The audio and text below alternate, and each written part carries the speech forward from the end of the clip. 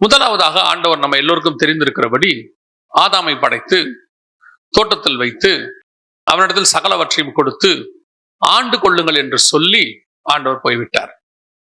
மீண்டுமாக தேவன் ஆதாமை சந்திக்கும்படி வருகிறார். வாசிங்க ஆதியாகமத்தின் புஸ்தகம் 3ஆம் அதிகாரம் 9, 10 வசனங்களை வாசிங்க. அப்பொழுது தேவனாகிய கர்த்தர் ஆதாமை கூப்பிட்டு, நீ எங்கே இருக்கிறாய் என்றார். அதற்கு அவன், நான் தேவரீருடைய சத்தத்தை தோட்டத்திலே கேட்டு நான் நிர்வாணியாயிருப்பதினால் பயந்து ஒளித்துக் கொண்டேன் என்றான். இது முதலாவது தேவன் மனுஷனை சந்திக்க வருகிறார். 1ஆம் அதிகாரத்துல ஆண்டவர் எல்லாவற்றையும் படைத்து அவன் கையில கொடுத்து விட்டார். 2ஆம் அதிகாரத்துல அவனுக்கு ஏற்ற துணையை உண்டாக்கினார். அதற்கு பிறகு அவன் என்ன பேர் வைக்கிறான் என்று சொல்லி பார்த்து அதற்கு பிறகு ஏற்ற துணையை உண்டாக்குகிறார். எல்லாம் இப்ப பினிஷ் ஆயிடுச்சு. தேவனாய் கர்த்தர் தாம் உண்டாக்கின எல்லாவற்றையும் பார்த்தார், நல்லது என்று கண்டார். அவன்கிட்ட கொடுத்துட்டு ஆண்டவர் போய்விடுகிறார். திருப்பி ஆண்டவர் அவனை சந்திக்கும்படி, அதுவும் அழகா இருக்கும், பகலில் குளிர்ச்சியான வேளையில் அப்படின்னு இருக்கும். அதோட அர்த்தம் என்ன அப்படின்னா, இந்த ஆண்டவர் வரக்கூடியதான அந்த நேரமும் கர்த்தருடையதான மனமும் அவருடைய அதாவது அவர் என்ன நம்ம சொல்றோம்ல, என்ன மூட்ல இருக்கிறாரு அப்படின்னு நம்ம சொல்றோம்ல, அவரு அப்பா இன்னைக்கு ரொம்ப கோபமா இருக்கிறாரு, அப்பா நம்ம சந்தோஷமா இருக்கிறாரு, நம்ம பார்த்தோன்னே கண்டுபிடிக்கிறோம்ல.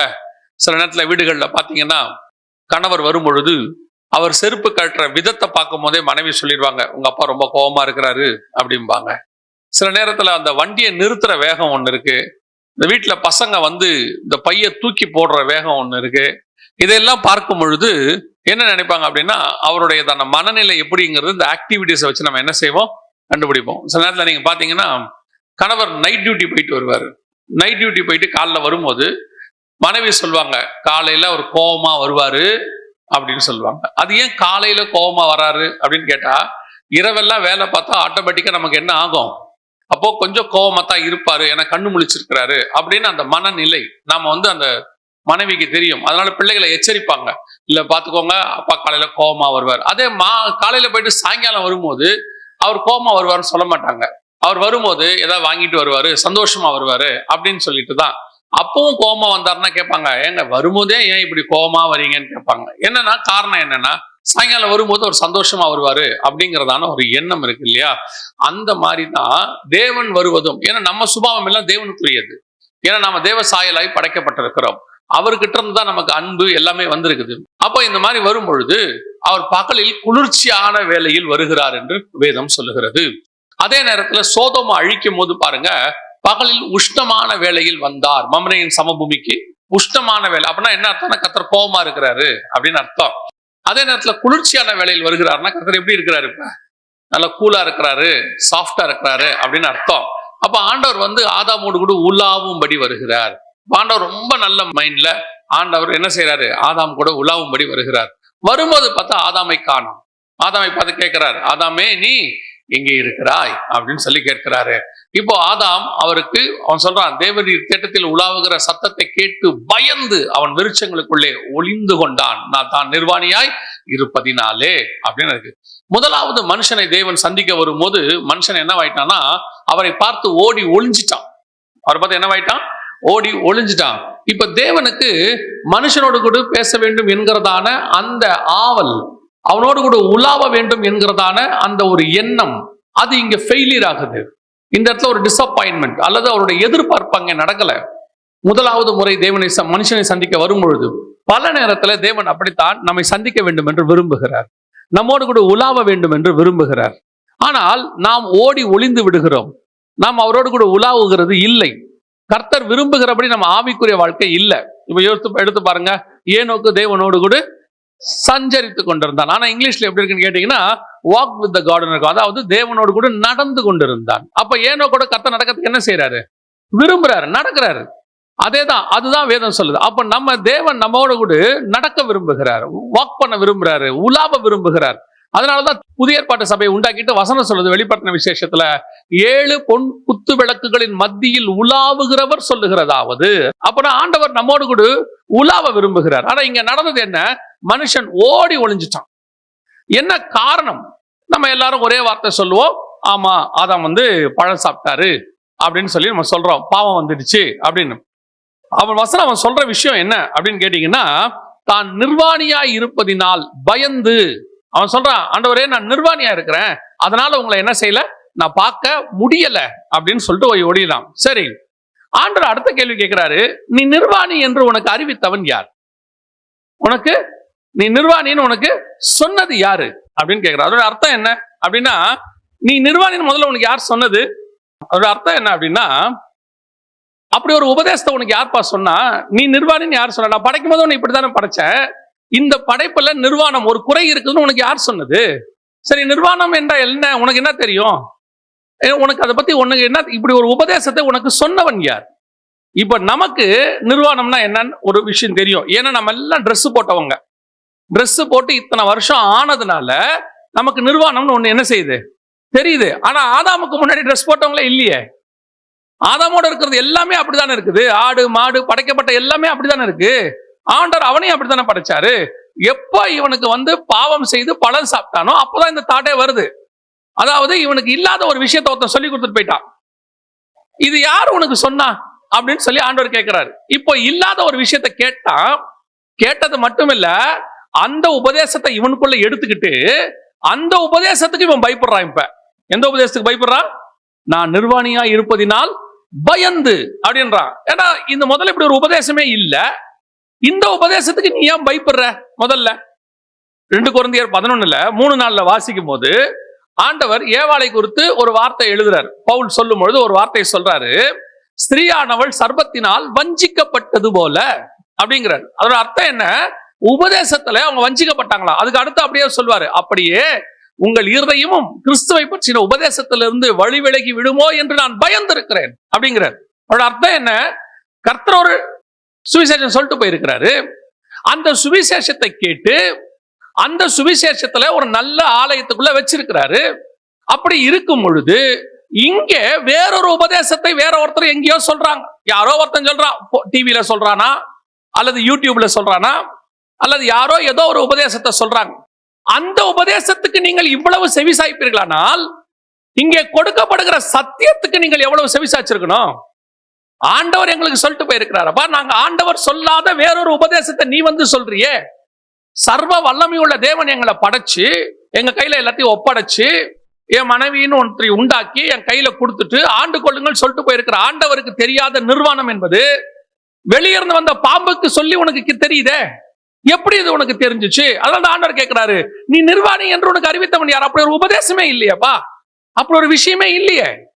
அதுதான் இன்னைக்கு சபைகளுக்குள்ளே கிறிஸ்துவை சந்திப்பதற்கான தடை. என்ன தடை? ஒரு உபதேசத்தை கர்த்தர் கொடுத்துட்டு போயிருக்கிறார். இன்னைக்கு சபை அந்த உபதேசத்தில் காத்திருக்க வேண்டிய இடத்தில் இருக்கிறது. ஆனால் இன்னைக்கு அநேக உபதேசங்கள் உங்களுக்குள்ளே வந்து கொண்டிருக்கிறது. மாயையான உபதேசம், பொய்யான உபதேசம், செழிப்பான உபதேசம், இஷ்டத்துக்கு உபதேசம். ஏன்னா வசனம் சொல்லுது, அந்த மரத்தை கனிகளால் அறியலாம். அவன் வாயின் உள்ளுக்குள்ள இருதயத்தின் நிறைவினால் வாய் பேசும். அவன் என்ன பேசுறானோ அது அவனுக்குள்ள நிரம்பி இருக்குன்னு அர்த்தம். அவன் செழிப்பை பத்தி பேசுறானா அவன் இருதயம் செழிப்புல நிரம்பி இருக்குன்னு அர்த்தம். அவன் பாவமே இல்லைன்னு சொல்றான்னா அவன் இருதயம் பாவத்துல நிரம்பி இருக்குன்னு அர்த்தம். இதை நம்ம இன்னைக்கு எப்படி எடுத்துக்கிறோம்? வேறொரு உபதேசத்தை அப்படியே ஃபாலோ பண்ணி, அப்போ அதுக்கு நீங்கள் பயப்படுகிறீர்கள், அதை ஃபாலோ பண்றீங்க, அதுக்கு உண்மையா இருக்கிறீங்க. அப்படி இருக்கும் பொழுது தேவன் வரும்போது உங்களால் சந்திக்க முடியாது. ஏன்னா இப்ப உங்களுக்கு எல்லாம் தெரியும்னு வச்சுக்கோங்களேன், ஸ்கூல்ல உங்களுக்கு ஒரு பாடம் எடுக்கிறாங்க, எல்லா பாடத்தையும் எடுத்து கொடுத்துருவாங்க. எடுத்து கொடுத்துட்டு ஆனுவல் எக்ஸாம் வரும்போது பாத்தீங்கன்னா நம்ம பையனுக்கோ பொண்ணுக்கோ ஒரு நூதனமான ஐடியாவை கூட இருக்கிற ஃப்ரெண்டோ யாரோ ஒருத்தர் சொல்லுவாங்க. எப்பவுமே இந்த பிள்ளைகிட்ட இருக்கிற ஒரு பெரிய பிளஸ் பாயிண்ட் என்னன்னா, அப்பா அம்மா சொல்றதையோ டீச்சர் சொல்றதையோ கேட்க மாட்டாங்க. அது அவங்களுக்கு கசப்பா தெரியும். அந்த கூட அரிஸ்டாட்டல், புளூட்டோ, சாக்ரட்டிஸ்னு கொஞ்சம் பேர் கூட உட்காந்துருப்பாங்க. அறிவில் சிறந்த சான்றோர்கள், ஆன்றோர்கள். யாருன்னு கேட்டா கூட படிக்கிறது. இவங்க ஒண்ணு சொல்லுவாங்க, இவ்வளத்தையும் படிச்சாலாம் பாஸ் பண்ண முடியாது. 5 years கொஸ்டின் பேப்பர்னு ஒண்ணு இருக்கு, அதை மொத்தமா வாங்கிட்டோம்னா அதுல எல்லா கொஸ்டினும் வந்துடும், அதை படிச்சா போதும் நல்ல மார்க் வந்துடும். இன்னொருத்தன் சொல்லுவான், இம்பார்ட்டன்ட் கொஸ்டின் ஒருத்தர் எனக்கு குறிச்சு கொடுத்துருக்கிறார், அதை நம்ம படிச்சோம்னா போதும் நல்ல மார்க் வந்துடும். இன்னொருத்தன் சொல்லுவான், கொஸ்டின் பேப்பர் ஒரு இடத்துல அவுட் ஆகுதான், அதை வாங்கி படிச்சா போதும். இப்ப நாம சொல்ற இந்த நேர் வழி அதுக்கு கசப்பா இருக்குது. எதுக்கு சொல்றேன்? பல நேரத்தில் நாங்கள் சொல்லுகிற உபதேசம் உங்களுக்கு கடினமா தெரியுது. டெய்லி படிச்சிடறா, முடிச்ச உடனே ஹோம்ஒர்க் எடுத்துரு, அன்னன்னைக்கு பாடத்தை அன்னன்னைக்கு முடிச்சிரு அப்படின்னு ஸ்கூல்ல. அது முடியாது. அதெல்லாம் பாத்துக்கலாம், எக்ஸாமுக்கு இன்னும் 6 மாசம் இருக்கும்பா, முந்தின நாள் வரைக்கும் அப்படித்தான் சொல்லுவான். அதுக்கப்புறம் தான் தெரியும் கஷ்டம். ஆனால் நாங்கள் சொல்லுகிற உபதேசத்துக்கு செவி சாய்க்காத நீங்கள் இந்த மாதிரி தப்பான உபதேசத்துக்கு எப்படி செவி சாய்க்கிறான் பாருங்க. அதுக்காக பிரயாசப்படுறான் பாருங்க. ஒரு கள்ள உபதேசத்தை சொல்லும் போது உங்களுக்கு கேட்கறதுக்கு இனிமையா இருக்குது, அது உங்களுக்கு ரொம்ப ஈஸியா தெரியுது. அதே நேரத்துல சபையில கொடுக்கிற உபதேசம் கொஞ்சம் ஸ்ட்ராங்கா இருக்கு, பாஸ்டர் கொஞ்சம் திட்டுறாரு, பாஸ்டர் கொஞ்சம் கடிந்து கொள்றாருன்னா அது ஏன் உங்களுக்கு கடினமாய்ப்படுகிறது? அதனுடைய விளைவு என்ன? கிறிஸ்து வரும்பொழுது உங்களால் அவருக்கு முன்பாக நிற்க முடியாது. காரணம், நீங்கள் வேறொரு உபதேசத்தை ஃபாலோ பண்ணவங்க, வேறொரு உபதேசத்துக்கு பின்னால் போனவங்க. அது கொஞ்சம் கேட்கறதுக்கு நல்லா இருக்கும், பார்வைக்கு இன்பம், புசிப்புக்கு ஏற்றது, புத்தியை தெளிவிக்கிறது, நாலேஜா இருக்குது, அப்பா செமையா இருக்குங்க.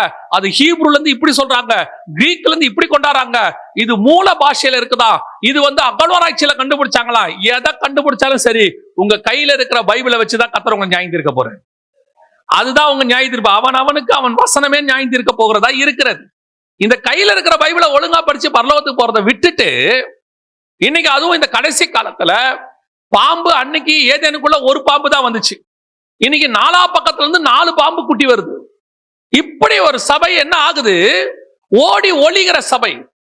கடைசியில கர்த்தர் என்ன செஞ்சாராம் தெரியுமா? அவங்கள வாசிங்க, 3ஆம் அதிகாரம் கடைசி வசனத்தை வாசிங்க, ஆதியாகமத்தின் புஸ்தகம். மனுஷனை துரத்தி விட்டு, அப்படின்னா என்ன பண்ணிட்டாராம் கர்த்தர்? இருக்கவே இருக்காத, ஓடி போன்ட்டாராம். தோட்டத்துக்குள்ள உனக்கு இனி வேலையே கிடையாது, வெளியே போ அப்படின்ற அர்த்தம் அது.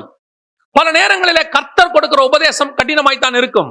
சில காரியங்களை செய்ய வேண்டாம் என்று சொல்லுவார். அது நம் நன்மைக்காகத்தான் இருக்குமே ஒழிய ஒரு நாளும் நம் தீமைக்காக இருக்கவே இருக்காது. அந்த மாதிரி சில விஷயங்களை கர்த்தர் நமக்கு சொல்லாவிட்டால் அது நமக்கு புரியலன்னு அர்த்தம், அவ்வளவுதான். ஆனால் அதற்கு பின்னால் நன்மை மட்டுமே இருக்கும். அதை செய்யும் போது என்ன ஆகுது? மீறி செய்யும் போது என்ன ஆகுது? ஆண்டவர் சொல்றாரு, ஆதாம் பாவம் செஞ்சு அவன் பயந்தான், அது வேற. ஆனால் கர்த்தருடைய பார்வையில் அது எப்படி இருந்துச்சான் தெரியுமா? வாசிங்க, ஓசியாவின் புஸ்தகம் 6ஆம் அதிகாரம் 7வது வசனத்தை வாசிங்க. அவர்களோ ஆதாமை போல் உடன்படிக்கையை மீறி, அப்படின்னா என்ன அர்த்தம்? ஆதாமை பொறுத்த வரைக்கும் அது பழத்தை சாப்பிட்டது, கர்த்தரை பொறுத்த வரைக்கும் அது உடன்படிக்கையை மீறினது. நான் உங்ககிட்ட ஒரு உடன்படிக்கை பண்ணிருக்கிறேன், இதை செய்யாதன்னு சொல்லி, அவ்வளவுதான். ஆனால் நீயோ என்ன செய்தாய்? உடன்படிக்கை மீறினாய். அதனுடைய விளைவு என்ன? விரட்டப்பட்டான். கிறிஸ்து வரும்பொழுது, சந்திக்க வரும்போது, முதலாவது வரும்பொழுது அவரை சந்திக்க மனம் இல்லாமல் அல்லது பயந்து ஓடி போனவன் விரட்டப்பட்டான். அவனுக்குரிய ஆசீர்வாதம் இல்லாமல் போய்விட்டது. இப்ப இயேசு வரப்போகிறார், நம்ம அவரை சந்திக்க ஆயத்தப்பட சொல்லி வேதம் சொல்லுது. ஆனால் இன்னைக்கு நாம் உடன்படிக்கையில் இருக்கிறோமா? ஆதாமுடைய உடன்படிக்கையை விட, இஸ்ரவேலுக்கு கொடுக்கப்பட்ட உடன்படிக்கையை விட நம்முடைய உடன்படிக்கை மேலானது, மகத்துவமானது. ஆதாம் கொடுத்த உடன்படிக்கை மனசாட்சியின் உடன்படிக்கை, இஸ்ரவேலுக்கு கொடுத்தது நியாயப்பிரமாணம். அதை குறித்து ஆண்டவர் சொல்றாரு, நன்மைக்கு ஏதுவல்லாத பிரமாணங்களையும் ஜீவனுக்கு அல்லாத நியமங்களையும் அவர்களுக்கு கொடுத்தேன். ஆனா உங்களுக்கும் எனக்கும் நித்திய ஜீவ வசனம் நம்மிடத்தில் உண்டு. நம்முடைய உடன்படிக்கை எப்படிப்பட்டதா இருக்கிறது? மகா பரிசுத்த ஸ்தலத்துக்குள் பிரவேசிக்கிறதா இருக்கிறது. அப்ப இந்த உடன்படிக்கையை நாம் கரெக்டா ஃபாலோ பண்றோமா? இன்னைக்கும் அப்படித்தான். நமக்கு நாமே சிலர் அப்படி லைட்டா சொல்லி கொடுத்துட்டு போயிடுறாங்க. இல்லைங்க, அதெல்லாம் ஒண்ணு கவலைப்படாதீங்க, கர்த்தர் கிருபை உள்ளவர், பழலாம் சாப்பிட்டா ஒண்ணும் செய்ய மாட்டார், பாவம் செஞ்சா ஒண்ணும் மாட்டார். ஆண்டவர் ரொம்ப மன்னிப்பாருங்க. நல்லா தெரிஞ்சுக்கோங்க, மன்னிக்கிற தேவன் தான், கிருபை உள்ளவர் தான். அவருக்கு இன்னொரு பார்ட்டும் இருக்கு, இன்னொரு பகுதியும் இருக்கு. அவர் நீதியுள்ள நியாயாதிபதியாய் இருக்கிறார். இன்னொரு பார்ட் இருக்கு, எரிச்சல் உள்ள தேவனாக இருக்கிறார். நீங்க இயேசுநாதரை வெறும் கிருபை உள்ளவரா தானே பாக்குறீங்க, அன்புள்ளவரா தானே பாக்குறீங்க. டோட்டல் பைபிள்ல பாருங்க, பரலோகமும் சரி, வானமும் சரி, பூமியும் சரி, எதுக்கு பயப்படுவாங்கன்னு கேட்டீங்கன்னா இயேசு கிறிஸ்துவின் கோபத்திற்கு. நீங்க பழைய ஏற்பாட்டுல வாசிச்சு பாருங்க, சங்கீதம் சொல்லும், வழியிலே நீங்கள் அழியாமலும் இருக்கும்படிக்கு குமாரன் கோபம் கொள்ளாமலும் வழியிலே நீங்கள் அழியாமல் இருக்கும்படிக்கு அவரை என்ன செய்யுங்க? முத்தம் செய்யுங்கள். அப்படின்னா குமாரன் கோபம் எப்படிப்பட்டதுன்னு பாருங்க. புதிய ஏற்பாடு சொல்லுது, வெளிப்படுத்தின விசேஷம் 6ஆம் அதிகாரத்துல 15-16 வசனம் சொல்லுது, கண்மலைகளையும் பர்வதங்களையும் நோக்கி நீங்கள் எங்கள் மேல் விழுந்து சிங்காசனத்தின் மேல் வீற்றிருக்கிறவருடைய முகத்திற்கும் ஆட்டுக்குட்டியானவருடைய கோபத்திற்கும் எங்களை மறைத்துக் கொள்ளுங்கள். 6:16 இருக்குது. அப்படின்னா புதிய ஏற்பாடு பழைய ஏற்பாடு ரெண்டுத்திலையும் யார் பயப்படுறதுன்னா குமாரனின் கோபம், இயேசு கிறிஸ்துவோடைய கோபம். நீங்க அவர் ரொம்ப சாஃப்டா நினைச்சிட்டு இருக்கிறீங்க, கிருபை உள்ளவர் தான் இப்போ. ஆனா வரும்போது அவர் கிருபை உள்ளவர் அல்ல, கிருபை உள்ளவர் தான், ஆனாலும் நீதி உள்ள நியாயாதிபதி. அவருடைய கோபம் பற்றி எரிய போகிறது என்று வேதம் சொல்லுகிறது. அப்ப நாம அவரை சந்திக்க ஆயத்தப்பட்டிருக்கிறோமா? இன்னைக்கு அவருடைய உடன்படிக்கையில நிக்கிறோமா? அல்லது அவருக்கு முன்பாக நிற்கக்கூடியதான ஒரு நிலைமை இல்லையே. உங்களுக்கு நான் உண்மையை சொல்றேன், நீங்க பாருங்க, கர்த்தருக்கு பிரியமில்லாத காரியத்தை செஞ்சுட்டீங்கன்னா சபைக்கு வந்துருவீங்க. ஆனா சபையில கம்யூனியன் கொடுக்கும்போது உங்களுக்கு எடுக்கிறதுக்கு உங்களை அறியாமலே ஒரு அச்சம் உங்களுக்குள்ள இருக்கும் இல்லையா? இந்த கம்யூனியன் எடுக்க போகும்போது ஐயோ, யாரும் சொல்ல வேணாம், உங்களுக்கே தோணும் நம்ம இதெல்லாம் செய்யறோம். அது ஒருத்தனுக்கு தோணலைன்னா அவன் மனசாட்சியில சூடு உண்டவன் ஆயிட்டான்னு அர்த்தம். அதை செஞ்சு செஞ்சு செஞ்சு கம்யூனியன் எடுத்து எடுத்து எடுத்து அந்த பாவத்தோடய அதை செஞ்சு செஞ்சு இப்ப அவனுக்கு என்ன இல்ல, மனசாட்சியில சூடு உண்டவன் ஆயிட்டான். அவனை பத்தி நான் பேசல. நீங்க பாவம் செஞ்சுட்டோன்ற உணர்வு இருக்கிறவன் அந்த கம்யூனியன் எடுக்கிறதுக்கு ரொம்ப யோசிப்பான். அப்படியே கையில வச்சுக்கிட்டு கதறுவான், ஆண்டவர்கிட்ட கேட்பான், ஆண்டவரே எப்படியாவது மன்னிச்சிருங்கப்பா அப்படின்னு கேட்பான். ஒரு கம்யூனியன் எடுக்கிறதுக்கே நம்மளால போய் அந்த கம்யூனியனுக்கு முன்னாடி நிக்கிறதுக்கே இவ்வளவு பதைக்கிறோமே, எப்படி தேவனுக்கு முன்னாடி நிப்பீங்க? அவர் வரும்போது எப்படி நிப்பீங்க? அதான் ஆதாமால் நிக்க முடியல, ஓடி ஒளிஞ்சிடறான். அந்த சுபாவமே ஓடி ஒளிய செய்யுது. ஐயோ முடியாது, அந்த பரிசுத்த தேவனுக்கு முன்னாடி நிக்க முடியாதுன்னு. அப்படி இருக்கும் பொழுது இயேசு கிறிஸ்து மீண்டும் வரப்போகிறார். வரும்பொழுது உங்களை பார்த்தா கூப்பிடத்தான் போறாரு. அவர் அப்படித்தான் வசனம் சொல்லுது, கிறிஸ்துவுக்குள் மரித்தவர்கள் முதலாவது எழுந்திருப்பார்கள், பின் உயிரோடு இருக்கிற நாமும் போக போறோம். ஆனால் அவரை சந்திக்கிற இடத்துல இருக்கிறோமா, ஓடி ஒளியிற கூட்டத்துல இருக்கிறோமா? அதுக்கப்புறம் கர்த்தர் விரட்டி விட்டுருவாரு. ஆதாம விரட்டினாரு, ஆனா ஒரு வாய்ப்பு இருந்துச்சு திருப்பி வரத்துக்கு. ஆனா வருகையில நம்மளை விரட்டிட்டார்னா அதோடு நியாய தீர்ப்பு தான். இப்போ ரெண்டாவது ஆண்டவர் யாரை துரத்துகிறார் பாருங்க, வாசிங்க. ஆதியாகமத்தின் புஸ்தகம் 4ஆம் அதிகாரம் 14வது வசனத்தை வாசிங்க. இன்று என்னை இந்த தேசத்திலிருந்து துரத்தி விடுகிறீர், சமூகத்திற்கு விலகி மறைந்து. அப்படின்னா என்ன அர்த்தம்? காயின் தோட்டத்தை விட்டு வெளியே வந்துட்டார் ஆதாம், அதுக்கப்புறம் தான் காயின். ஆனா இப்ப காயின் எங்கதான் இருக்கிறான்னு கேட்டீங்கன்னா மகிழ்ச்சியான இடத்துல இருக்கிறார். ஏன்னா ஏதேன் என்பது எதை குறிக்கிறது? மன மகிழ்ச்சி, மகிழ்ச்சியான இடம் அப்படின்னு அர்த்தம். இப்போ அவர் அங்கதான் இருக்கிறாரு. அதான் உள்ளுக்குள்ள வந்தாச்சு. இப்போ சந்தோஷமா காணிக்கை செலுத்துறாரு, அவர் நல்ல பிசினஸ் பண்றாரு, கர்த்தர் அவர் ஆசீர்வதிக்கிறாரு, எல்லாம் நடக்குது, எல்லாம் ஓகே தான். ஆனா வசனம் சொல்லுது, அந்த காட்ஸ் பிரசன்ஸ்ல இருந்து இப்பொழுது இரண்டாவது முறையாக மனுஷன் துரத்தப்படுகிறார். இப்பவும் கர்த்தர் வரார், வந்து காயினை பார்த்து கேட்கிறாரு, ஆபேல் எங்கே அப்படின்னு கேட்கிறாரு. உன் சகோதரனாகிய ஆபேல் எங்கே? இரண்டாவது முறை வருகிறார். இப்ப காயின் சொன்ன பதில், அவன் ஓடி ஒளிஞ்சிட்டான். இவன் சொல்றான், நானா காவலாளியா? நான் என்ன அவனுக்கு என்ன வாட்ச்மேனா? இல்ல அவனுக்கு கார்டியனா? நான் என்ன அவங்ககிட்ட இருந்து பார்த்துட்டு சொல்லணுமா? எவ்வளவு துணிகரம் பாருங்க. இது இரண்டாவது குரூப். கர்த்தர் வரும்போது ஏன் துரத்தி விடுகிறார் என்று சொன்னால், இது ஒரு துணிகரம். எங்க துணிகரத்துல இருக்க தெரியுமா? காட்ஸ் பிரசன்ஸ்குள்ள இருக்கிறவனுக்கு துணிகரம். அந்த வசனம் சொல்லுது, இன்று இந்த சமூகத்திலிருந்து, உம்முடைய சமூகத்திலிருந்து என்னை துரத்தி விடுகிறீர். 16வது வசனம் வாசிங்க. 16, கர்த்தருடைய சன்னதியை விட்டு புறப்பட்டு. அப்படின்னா என்ன அர்த்தம் தெரியுமா? இப்ப நீங்க எல்லாம் கர்த்தர் சமூகத்துல தான் உட்கார்ந்து இருக்கிறீங்க, தேவ சந்நிதியில தான் உட்கார்ந்து இருக்கிறீங்க. ஆனா இங்க எத்தனை பேர் கர்த்தருக்கு முன்பாக துணிகரமாய் உட்கார்ந்து இருக்கிறவங்க? துணிகரமா கொலையும் செஞ்சுவிட்டு சமூகத்திலையும் உட்கார்ந்துகிட்டு ஆண்டவர் உணர்த்துறாரு. அவன் எங்கடான்னு கேட்கிறாரு. அவருக்கு தெரியாத இவன் அவனை கொலை பண்ணிட்டான்னு. அவர் தான் அடுத்து சொல்றாரு, உன்னுடைய சகோதரர் ரத்தம் என்னை நோக்கி கூப்பிட்டதுன்றாரு. சோ அவருக்கு தெரியும் தானே. தெரிஞ்சு ஏன் உன்னை கேட்கிறாரு? உன் வாயில இருந்து என்ன வார்த்தை வருது? ஆண்டவரே நான் கோபத்துல அவனை கொன்னுட்டேன்னு சொல்றியா? ஆண்டவரே நான் மன்னிச்சிட்டீங்கன்னு சொல்றியான்னு கேட்கறதுக்கு தான் கேட்கிறாரு ஆண்டவர். ஆனா இங்க என்ன நடக்குது? துணிகரம். தேவ சமூகத்துக்குள் உட்கார்ந்து கொண்டு துணிகரம். நல்லா தெரிஞ்சுக்கொள்ளுங்க, ஆண்டவருடைய சமூகத்துக்கு வெளியே இருக்கிறவன் துணிகரமா செய்யறானா அவனுக்கே நியாய தீர்ப்பு உண்டு. நேபுகாத் நேச்சாருக்கே நியாய தீர்ப்பு உண்டு. வெளியே செய்கிற அத்தனை பேருக்கும் நியாய தீர்ப்பு உண்டு. கர்த்தர் செய்கிறாரு, எல்லாருக்கும் உண்டு. ஆனால் வெளியே செய்கிறவனை விட உள்ள செய்கிறவனுக்கு அதிகம் உண்டு. தேவனுடைய நியாய தீர்ப்பு தேவனுடைய ஆலயத்திலிருந்து புறப்படுகிறது. அதுவும் எங்க இருந்து ஸ்டார்ட் ஆகுது தெரியுமா? மூப்பர் இடத்துல இருந்து ஸ்டார்ட் ஆகுது. வெளியே இருந்து உள்ள வரல நியாய தீர்ப்பு, உள்ள இருந்து வெளியே போகுது அக்னி. தேவனுடைய சமூகத்தில் உட்கார்ந்து இருக்கிறவர்களுக்குள்ள துணிகரமான பாவம், துணிகரமான எண்ணங்கள் இங்கே உட்கார்ந்துகிட்டு ஆண்டவர் உணர்த்தும் போது கூட உணராத ஒரு கூட்டம் இருக்கு. என்ன உணர்வு இல்ல, நானா செஞ்சேன். அதாவது ஆண்டவர் உணர்த்தும் போது உணர்றது வேற. இப்ப 2 பேர் இருக்காங்க, ஒன்னு சவுல், இன்னொன்னு தாவீது. 2 பேரும் பாவம் செய்யறாங்க. 2 பேர்கிட்ட 2 தீர்க்கதரிசி வந்து பேசுறாங்க. ஒருத்தன் வந்து சொல்றான், சாமுவேல் வந்து சொல்றாரு சவுலுகிட்ட, இந்த ஆடு மாடு சத்தம்லாம் கேட்குதேப்பா அது என்னன்னு கேட்டார். அடுத்து தாவீது கிட்ட வந்து சொல்றாரு. ஒரு தடவை நாத்தான் தீர்க்கதரிசி வராரு, ஒரு தடவை காத்து வராரு. 2 பேரும் வந்து சொல்றாங்க. இப்ப பாருங்க, சவுல் துணிகரமா பேசுவாரு. நான் இல்லைங்க, நான் பண்ணலீங்க, ஜனங்க தாங்க காரணம். அவங்க தான் வந்து உங்களுடைய தேவனாய் கர்த்தருக்கு இந்த ஆடு மாடெல்லாம் இருக்கட்டும்னு சொன்னாங்க அப்படின்னு அவன் சொல்றான். ஆனா தாவீது சொல்றான், ஜனங்க இல்ல, நானே அந்த மனுஷன். இங்கதான் டிஃபரன்ஸ் இருக்கு.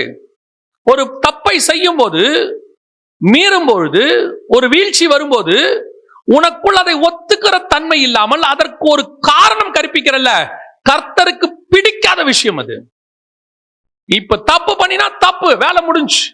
நான் உங்களுக்கு சொல்றேன், இங்க தப்பு பண்ணாதவன் உலகத்துல ஒருத்தன் கூட கிடையாது. இயேசுநாதர் ஒருத்தர் மட்டும்தான், ஒரே ஒருத்தர், கிரைஸ்ட் மட்டும். கிரைஸ்டை தவிர அத்தனை பேரும் விழுந்தவர்கள் தான், எழுந்தவர்கள் தான். அப்படி விழுந்து எழும்போது உன் பாவத்தை நீ ஒத்துக்கொள்ள வேண்டும் என்று கர்த்தர் விரும்புகிறார். அதற்கு ஒரு நியாயம் கற்பித்தல் இல்ல, நான் இல்ல, அதுக்கு அவங்க தான் காரணம், அதுதான் நடந்துச்சு, இதான் நடந்துச்சு. பல நேரத்துல ஆண்டவர் உங்ககிட்ட எதிர்பார்க்கிறது, நீங்க ஒருவேளை ஒரு சில காரியங்களை மனுஷங்கிட்ட ஒத்துக்க முடியாது, கர்த்தர்கிட்டயாவது ஒத்துக்கிறீங்களா? சிலர் என்ன செய்வாங்கன்னா, கர்த்தர்கிட்டயே போய் நியாயத்தை பேசிட்டு இருப்பாங்க. என்ன இப்படி பண்ணிட்டாங்க ஆண்டவரே, ஆண்டவருக்கு தெரியாத மாதிரி. நீங்க என்ன பண்ணீங்கன்னு அவருக்கு தெரியும். பல நேரங்களிலே நீங்கள் யாரை ஏமாத்துகிறீர்களோ, நீங்கள் ஏமாத்திட்டீங்கன்னு நினைச்சு சந்தோஷப்பட்டுருவீங்க. ஆபேல கொன்னுட்டோம், யாருக்கும் தெரியாது, புதைச்சிட்டோம், ஓ ஓகே அப்படின்னு சொல்லி. ஆகாப் கேட்பான் எலியாவை பார்த்து, கண்டுபிடித்தாயோ அப்படின்பா. நான் திராட்சை தோட்டம் வாங்கினது உனக்கு எப்பறா தெரியும்? நீ என்ன திருட்டுத்தனம் பண்ணாலும் பரலோகத்துக்கு தெரியும்டா. நீ என்ன நினைச்சுக்கிட்டு இருக்கிற, யாருக்கும் தெரியாது, யாருக்கும் தெரியாதுன்னு? நீ பண்ற ஒவ்வொன்றும் பரலோகத்துக்கு தெரியும். ஆண்டவர் யாருக்கிட்டையும் சொல்லாம இருக்காரு. சொல்ல தொடங்கினார்னா தொலைஞ்ச.